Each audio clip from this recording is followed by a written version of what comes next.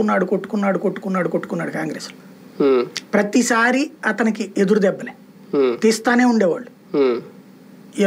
ఎన్నిసార్లు అతను ముఖ్యమంత్రి పదవి నోటి దాకా వచ్చిపోయింది.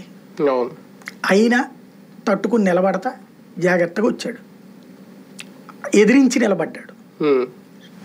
కోట్ల విజయభాస్కర్ రెడ్డికి లొంగిపోలా, నేదురుమల్లి జనార్దన్ రెడ్డికి లొంగిపోలా, మర్రి చెన్నారెడ్డికి లొంగిపోలా, ఎవ్వరికి లొంగిపోలా. ఖచ్చితంగా తనదంటూ తన స్టైల్లోనే ఉన్నాడు. ఎవ్వరికి లొంగని మనస్తత్వం అన్నటువంటిది రాజశేఖర రెడ్డిది. ఎవ్వరికి వంగల, ఎవ్వరికి లొంగల. దానివల్ల తనకి అవకాశాలు చాలా పోయినాయి. అయినా కూడా తను లొంగల. ఆ కరెక్ట్ లక్షణం జగన్మోహన్ రెడ్డికి వచ్చింది. తను ఎవరికైనా లొంగాడా? చివరికి కేంద్రంలో కాంగ్రెస్ అధికారంలో ఉండగా ఎదురు తిరుగుతాడు ఎవడన్నా?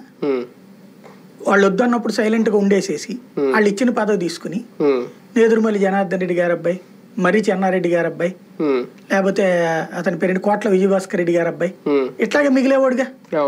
కానీ తను చెయ్యాలనుకున్నది చేశాడు. ఆ చేస్తున్న రోజున అధిష్టాన్ని నేను బొక్కలో తోస్తారు జాగ్రత్త అని చెప్పి సాయి ప్రతాప్ లాంటి ఎంపీతో కబురు చేస్తే మజ్జిగ తాగుతావా టీ తాగుతావా అన్న అని చెప్పి మజ్జిగిచ్చి పంపించాడు. అంతేగాని ఏమన్నా అక్కడైనా బెసిగాడా? రాజశేఖర రెడ్డికి అదే లక్షణం కదా. అప్పుడు ఎవరు ఒక నాయకుడిది జైల్లో పెడితే